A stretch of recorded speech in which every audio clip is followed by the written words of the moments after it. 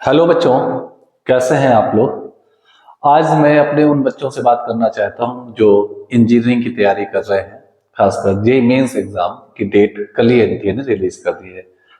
आज 11 जनवरी 2025 है और 22 जनवरी से लेकर के 30 जनवरी के बीच में जे मेंस जनवरी अटेम्प्ट यानी कि फर्स्ट अटेम्प्ट के एग्जाम होने हैं। अब आपको आज की डेट तक आपको अपना सेंटर, डेट और शिफ्ट पता चल गई होगी। तो आज मेरा ये वीडियो बनाने के पीछे जो टारगेट है वो एम है कि मैं आपको अवेयर कर सकूं, खासकर मैं अपने सब्जेक्ट के बारे में and how tough is the examination, उसकी प्लानिंग और स्ट्रेटजी क्या होनी चाहिए। तो छोटा सा वीडियो है जो मेरे अपने जो अनुभव रहे हैं, जो मेरे जो एक्सपीरियंस रहे हैं, उसके अकॉर्डिंग मैंने कुछ डेटा कलेक्ट किए हैं और वो मैं आप सबके साथ शेयर करना चाहता हूँ। आपने अपनी पूरी ताकत लगाई ही रखी होगी, आपका कोर्स भी खत्म हो चुका होगा, लगभग आपने रिवीजन के दौर से गुजर रहे होंगे। आज अगर 11 जनवरी है तो 11 से लेकर 22 तक में लगभग 10 दिन का बीच में मोटा मोटी गैप बचा हुआ है। इस 10 दिन में कोई कोर्स या कोई सिलेबस खत्म करने का टाइम नहीं होता है। आपने जो कुछ पढ़ रखा है उसको अच्छे से शार्प कर लें, उसकी अच्छी प्रैक्टिस कर लें, अपने वीक सेक्टर्स को ढूंढ लें। कुछ भी नया पढ़ने का दौर नहीं है। मेरी सलाह है आप लोगों की, आप इस 10 दिनों में कम से कम 10 पेपर, फुल टेस्ट पेपर लगाएं जो सैंपल पेपर्स हैं, और पीवाईक्यू से प्रैक्टिस करें। उस सैंपल पेपर की एनालिसिस करें। पूरा दिन आपका कम से कम एक पेपर में गुजरना चाहिए। 3 घंटे टेस्ट दीजिए, 2-3 घंटे उसकी एनालिसिस करिए, रिलेटेड टॉपिक पढ़िए। यही इन 10 दिनों के लिए मेरी आपको सलाह होगी कि आप उसको कैलकुलेट करें। तो चलिए आज मैं इसके बारे में एक ब्रीफ डिटेल बात करता हूँ, छोटा सा वीडियो है। सबसे पहले मैं अपने सब्जेक्ट फिजिक्स के बारे में बात करता हूँ कि आपको फिजिक्स में कितना टफनेस है, क्या प्लानिंग, क्या स्ट्रेटजी अपनानी चाहिए, किन चैप्टर पे ज्यादा फोकस रखना चाहिए। तो जो पास्ट एनालिसिस है मैं उनके बारे में बात करता हूँ। तो सबसे पहले मैं कंटेंट के बारे में बात करता हूँ, फिजिक्स में क्या क्या हमें पढ़ना है, किसमें क्या ज्यादा फोकस करना है। तो चलिए पहला मैंने जो पीडीएफ खोल रखा है एनालिसिस है। तो आप देखें जो 11 का सिलेबस है, अगर आप उसको देखेंगे तो 11 के सिलेबस से आपका 46% कवर होता है। दिस वन 11 का सिलेबस 46% कवर है आपके टेस्ट में ओवरऑल। और 12th का जो सिलेबस है उससे जो क्वेश्चंस आए उनका परसेंटेज 54% है।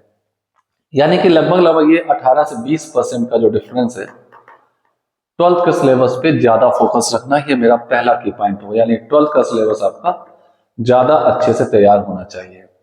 और जैसा कि आप जानते हैं कि 11th का सिलेबस बड़ा होता है, 12th का सिलेबस छोटा है।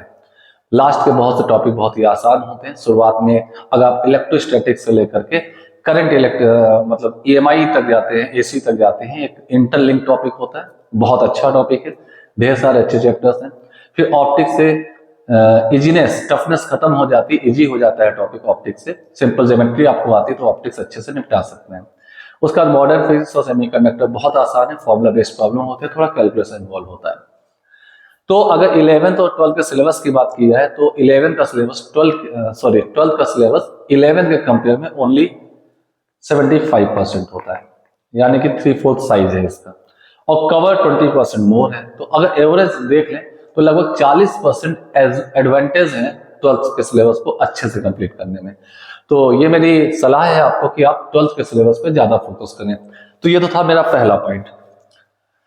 दूसरा पॉइंट है chapter wise analysis of JEE mains 2024 shift paper. ठीक है, ये चैप्टर वाइज एनालिसिस दी हुई है। अगर आप देखें तो क्लास 11 की कंप्लीट एनालिसिस लिखी हुई है। 11th क्लास के जो टॉपिक है लास्ट में साउंड एंड वेव लिखा हुआ है। तो आप देखें जितनी भी शिफ्ट हुई थी उन सारे शिफ्ट में मैथमेटिकल फिजिक्स के 7 क्वेश्चंस आए थे। ठीक है, अगर आप देखें तो 27 की शिफ्ट 1, 27 की शिफ्ट 2 में कोई क्वेश्चन नहीं था मैथमेटिकल फिजिक्स का।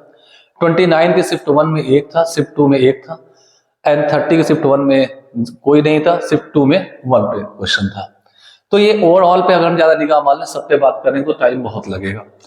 तो मैथमेटिकल फिजिक्स के 7 क्वेश्चन थे, यूनिट एंड डायमेंशन के 7 क्वेश्चन थे, और मोशन इन 1 डायमेंशन के 12 क्वेश्चन थे। तो आप देख पा रहे हैं जो हमारी प्रीवियस एनालिसिस कहती है मोशन इन 1D का कि आपके पास 12 क्वेश्चन थे, तो ये अपने आप में one of the important topic में कवर्ड होता है।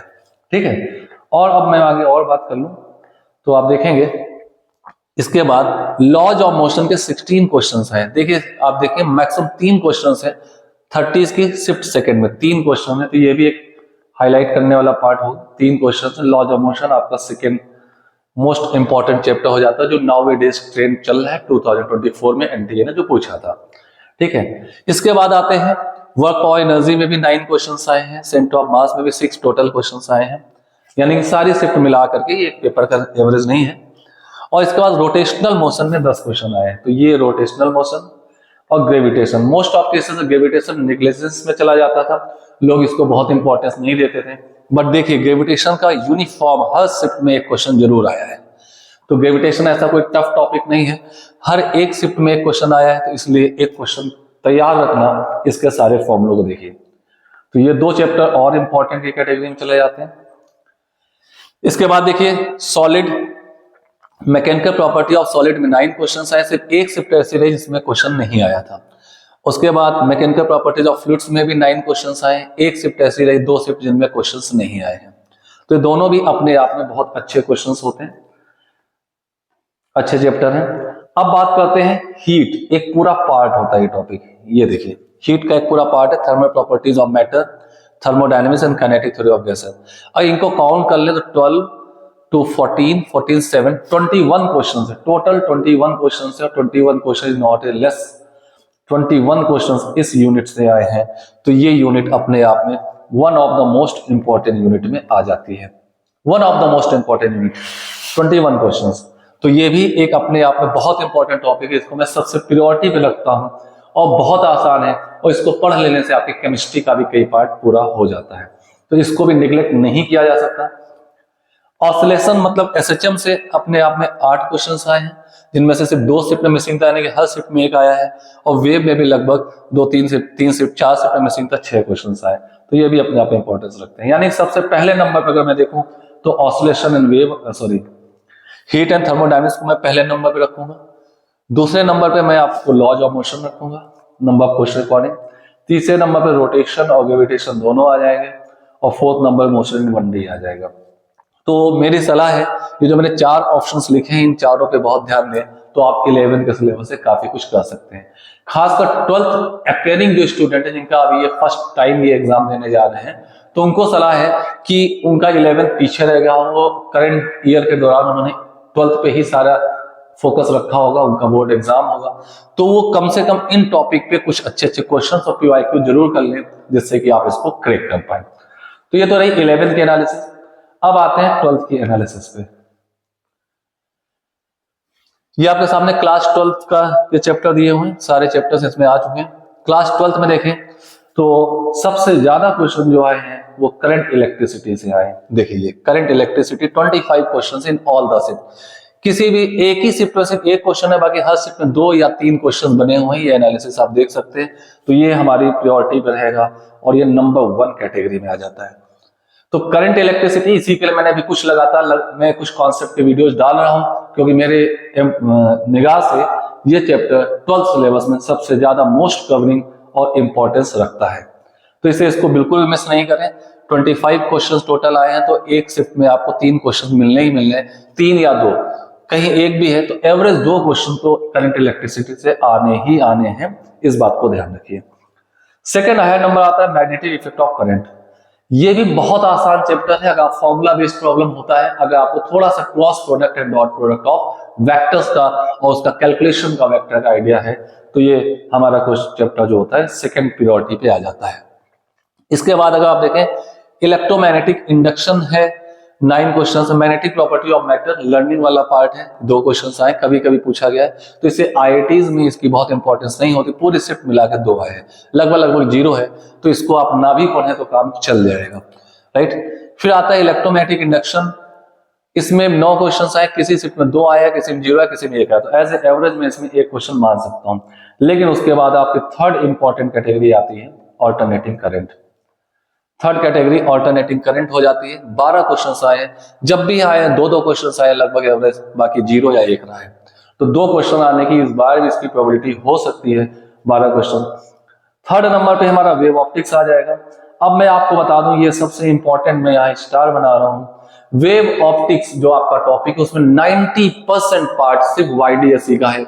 मैंने YDSE का वीडियो डाल रखे हैं, आप उसको देख सकते हैं। YDSE Young's double slit experiment यानी कि इंटरफेरेंस, तो बहुत अच्छे क्वेश्चंस आते हैं और लगभग बहुत आसान क्वेश्चन होते हैं मेंस में। तो YDSE को पूरा पढ़ें, उसके सारे फॉर्मूले देखें, इंटेंसिटी ऑफ वेव का, एम्पलीट्यूड का, constructive destructive, fringe width, fringe shift वगैरह, ये सारी चीजें उसमें जरूर देखें। ठीक है, इसके बाद हमारा अगला इंपॉर्टेंस जो रहता है इलेक्ट्रोस्टैटिक्स में देखें 18 क्वेश्चन आए हैं, तो इसको भी किसी एंगल से निगलेक्ट नहीं किया जा सकता। तो ये भी हमारी थर्ड कैटेगरी में आएगा। थर्ड कैटेगरी में 3 चैप्टर आ जाते हैं थर्ड रैंकिंग पे, जो मैंने रैंकिंग की है। इसके अकॉर्डिंग देखिए डुअल नेचर ऑफ मैटर और एटॉमिक फिजिक्स, ये आपका मॉडर्न फिजिक्स आ जाता है, ये 2 पार्ट मिला करके। मॉडर्न फिजिक्स से टोटल 20 आए हैं और 5 1 2 3 4 5 6 शिफ्ट थे, तो ये 20 क्वेश्चन आए, यानी कि एज एन एवरेज एक शिफ्ट में 2 क्वेश्चन आपको मिला है। तो ये आपकी 4th इंपॉर्टेंट कैटेगरी हो जाती है चैप्टर की, ये कर लीजिए। सेमीकंडक्टर से हर एक शिफ्ट में यूनिफॉर्म एक ही क्वेश्चन आया है, तो ये भी इंपॉर्टेंट है, बहुत टफ नहीं होता है। न्यूक्लियर फिजिक्स में 8 आ गया, तो मॉडर्न फिजिक्स का ये पार्ट भी है। 11 9 20 एंड 8 28 क्वेश्चंस आए हैं। ठीक है, तो 28 क्वेश्चंस आए हैं, तो ये आप देख लीजिए, टोटल ये इसके साथ हो जाएगा। कैपेसिटेंस भी इलेक्ट्रोस्टैटिक का पार्ट होता है, 8 क्वेश्चन इधर हैं और कैपेसिटेंस में इलेक्ट्रोस्टैटिक्स 18 ही है, 18 8 26। तो कुल मिलाकर के आपके पास इलेक्ट्रोस्टैटिक्स हो गया, करंट हो गया, मॉडर्न फिजिक्स हो गया, ये 3 चैप्टर ऐसे हैं जो बहुत इंपॉर्टेंस रखते हैं। इसके साथ साथ रे ऑप्टिक, वेव ऑप्टिक्स एक और जोड़ है। वेव ऑप्टिक्स अपने आप में बहुत छोटा सा है, अगर आप 2-3 घंटे टाइम दे देंगे तो वेव ऑप्टिक्स के 2 क्वेश्चन बहुत अच्छे से कर सकते हैं। उसमें भी 99% क्वेश्चन आपके इसके होंगे YDSE यानी कि इंटरफेरेंस के होंगे। क्लियर?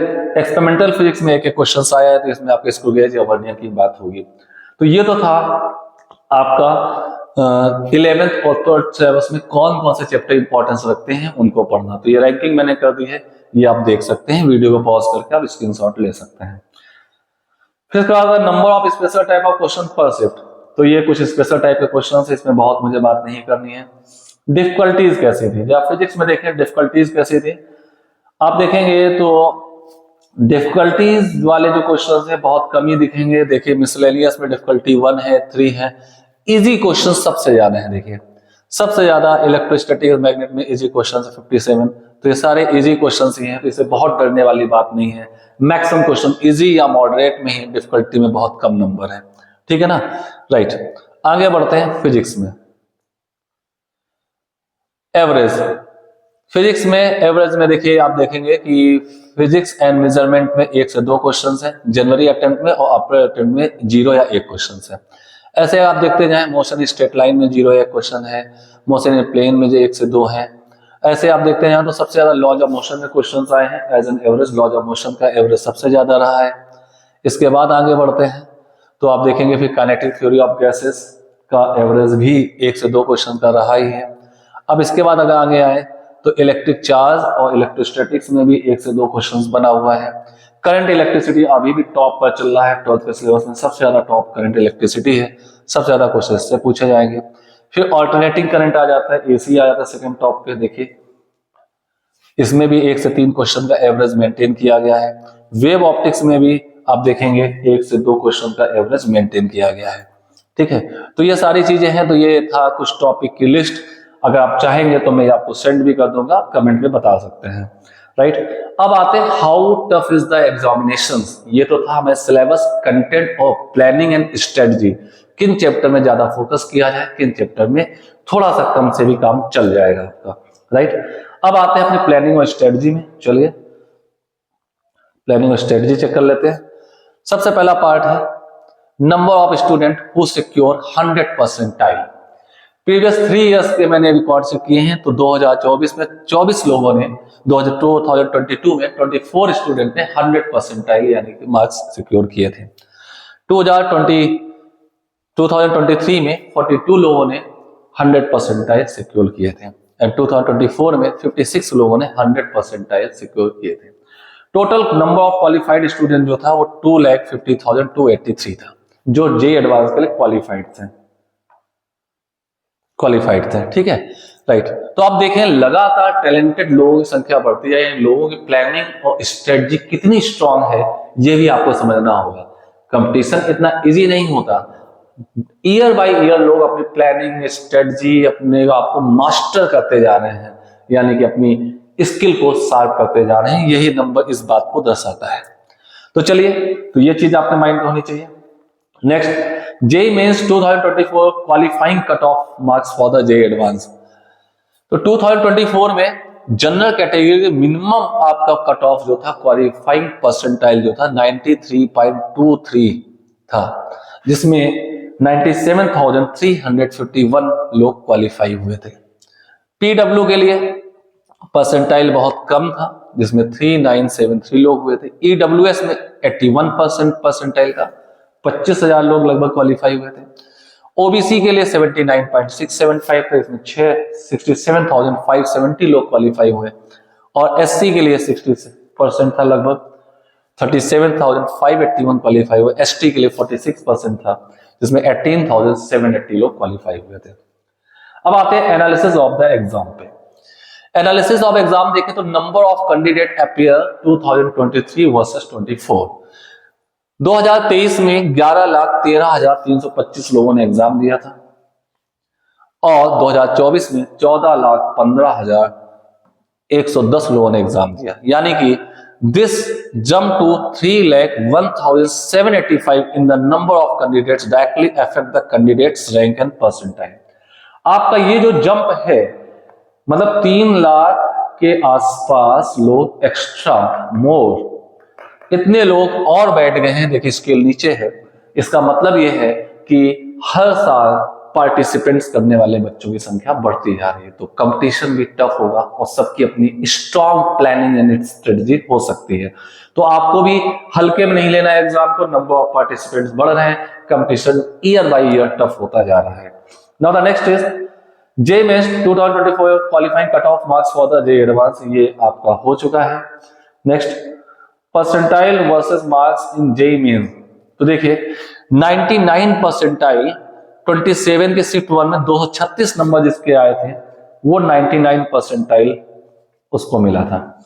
जबकि उसी जगह शिफ्ट 2 में 211 नंबर वाले को ही 99 परसेंटाइल मिल गया था। तो ये डिपेंड करता है डिफिकल्टी ऑफ एग्जाम और अपीयरिंग पर्सन के पर। अब आप देखें 203 नंबर पे 29 के शिफ्ट 1 पे 203 नंबर वाला ही 99 परसेंटाइल ले आया था। ऐसे सबसे हाईएस्ट देखें तो आपका 236 था ये, और सबसे लोएस्ट जो गया है वो 151 है 31 की, ये 151 है 31 की शिफ्ट 2 पर। तो 151 में भी आप 99 परसेंटाइल क्वालिफाई कर सकते हैं मार्क्स आउट ऑफ 300, और 236 में भी 99 परसेंटाइल ला सकते हैं। वो डिपेंड करता है, डिफिकल्टी जैसे से बढ़ेगा तो परसेंटाइल क्वालिफाइंग परसेंटाइल कम हो जाएगा। ठीक है, ऐसे ही 98 और 93 परसेंटाइल, अगर मैं जनरल कैटेगरी बात करूं, आपको 93 एंड अबव लाना है तो आप ये मान लीजिए 93 परसेंटाइल 157 मार्क्स पे गया था, 157। और day by day competition tough हो रहा है, तो अभी एटलीस्ट आपको क्वालिफाइंग परसेंटाइल चाहिए। And if you belong to the general category तो 157 नहीं, आप एटलीस्ट 184 3% हम ऊपर मान लें तो 180 या 190 नंबर आपको लाने ही होंगे अगर आप रेस में रहना चाहते हैं। ठीक है, तो ये एक गेस है कि लगभग 3 से 4 परसेंटाइल का इंक्रीमेंट होगा ईयर बाय ईयर। ठीक है, तो आपको मिनिमम 157 आप देखेंगे तो यहाँ पे 92 में भी गया है, तो आप ये मान लें हायर साइड मान लें तो 170 नंबर मिनिमम आपको क्वालिफाई करने के लिए चाहिए ही चाहिए। ठीक है, अब आते हैं cut of for the writing JEE advance in percentile. ये कट ऑफ वही लिखे हुए हैं, अगर आप देखेंगे छोटे छोटे नंबर्स में लिखे हैं, मैं जूम इन करूं तो ये आपके पास अनरिजर्व के लिए क्या थे, ईडब्ल्यूएस के लिए क्या थे, ओबीसी के लिए, तो ये सारी बात ऊपर हो चुकी है। ठीक है, अब आता है JEE main qualifying cut of for the year 2022, 23 and 24। 2024, 25 और 26 में 24 में क्वालिफाइंग परसेंटाइल क्या था। देखिए 2022 में 9,05,590 स्टूडेंट अपीयर हुए थे। ये देखिए यहाँ पे, अब यहां से यहां जाने पे कितने बच्चे बढ़ गए, 9 लाख से 11,000 13,000 लाख हो गए, 11,13,000 हो गए। 2,08,000 स्टूडेंट यहाँ पे बढ़ गए, 2.8 लाख स्टूडेंट यहाँ पे एक्स्ट्रा हुए हैं। अब यहां से यहां देखें तो लगभग 3 लाख स्टूडेंट यहाँ फिर एक्स्ट्रा हो गए। तो इस बार ये मान कर चलिए 3 लाख और बढ़ेगा एज एन एवरेज, जो ट्रेंड देखा जा रहा है लगभग 17 लाख स्टूडेंट इस एग्जाम को देंगे, ठीक है। और क्वालिफाइंग परसेंटाइल जो जनरल के था पहले था 2022 में 88.41 परसेंटाइल जो जेईई एडवांस के लिए क्वालिफाई थी। 23 में जो आया वो 90.77 परसेंटाइल हो गया, यानी आप देखें यहां से लगभग 2% का इंक्रीमेंट हुआ है, ठीक है। अब इसके बाद देखें तो 93 परसेंटाइल जो है यहां भी लगभग 3% का 2.5% का इंक्रीमेंट हुआ है।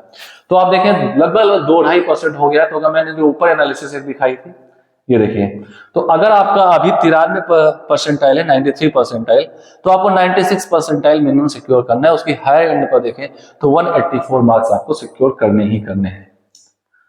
नेक्स्ट आगे बढ़ते हैं, cut off changes as per the number of student pair. देखिए ये आपके पास है 99.97 परसेंटाइल में 558 आपकी रैंक थी और 99.4 परसेंटाइल पे आपकी रैंक 9097 चली जाती है।